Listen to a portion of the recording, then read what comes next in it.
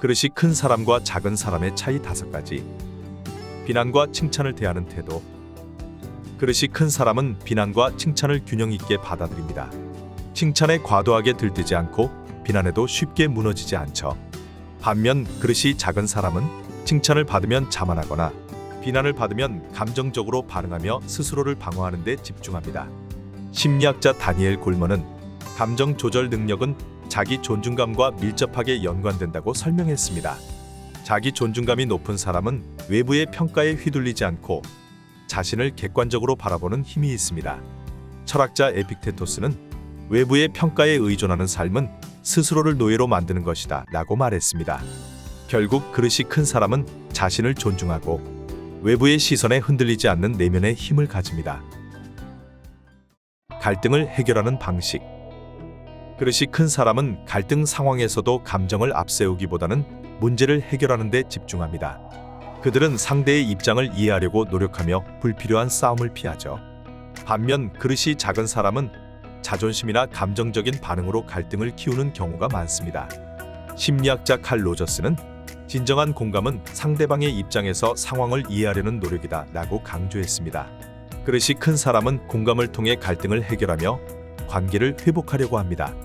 철학자 군자는 화합하되 동조하지 않으며 소인은 동조하되 화합하지 않는다 라고 말했습니다. 즉 그릇이 큰 사람은 타협 없이 자신을 잃지 않으면서도 조화를 이루려는 자세를 가지고 있습니다. 타인의 성공을 바라보는 시선. 그릇이 큰 사람은 타인의 성공을 진심으로 축하하며 상대의 성취를 통해 동기부여를 받습니다. 반면 그릇이 작은 사람은 타인의 성공을 시기하거나 자신의 부족함을 드러내는 것처럼 받아들입니다. 심리학자 아들러는 열등감은 타인을 기준으로 자신을 비교할 때 더 깊어진다고 설명했습니다. 그릇이 큰 사람은 타인과 비교하기보다는 스스로의 성장을 위해 노력하며 타인의 성공을 자극이 아닌 응원으로 받아들입니다. 철학자 니체는 진정한 강함은 타인의 빛을 인정하고도 자신을 잃지 않는 것이라고 했습니다. 결국 그릇이 큰 사람은 타인의 성공을 자신의 성장의 기회로 삼습니다. 책임을 대하는 태도. 그릇이 큰 사람은 실수나 잘못이 있을 때 핑계를 대지 않고 책임을 인정합니다. 그들은 문제 해결을 위해 행동하며 자신의 약점까지도 수용할 줄 압니다. 반면 그릇이 작은 사람은 실수를 인정하기보다는 타인이나 상황을 탓하며 책임을 회피하려는 경향이 있습니다.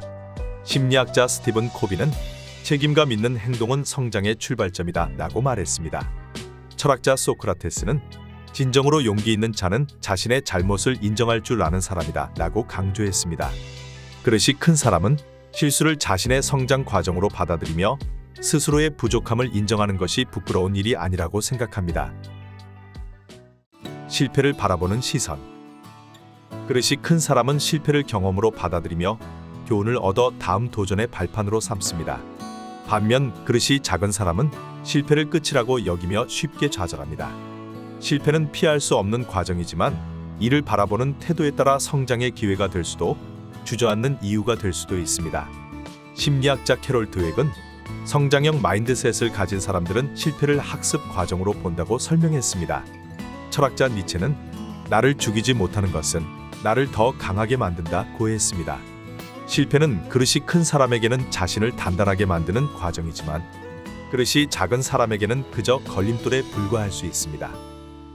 그릇이 큰 사람과 작은 사람의 차이는 타고난 능력이 아니라 삶을 대하는 태도에서 비롯됩니다. 외부의 평가에 흔들리지 않고 타인을 존중하며 공감할 줄 아는 사람은 관계와 성장에서 더 풍요로운 삶을 살아갑니다. 책임을 회피하지 않고 실패를 두려워하지 않으며 갈등 속에서도 해결을 위한 자세를 갖춘다면 그릇은 점점 더 커질 수 있습니다. 그릇의 크기는 타고나는 것이 아니라 선택과 행동으로 만들어지는 것입니다.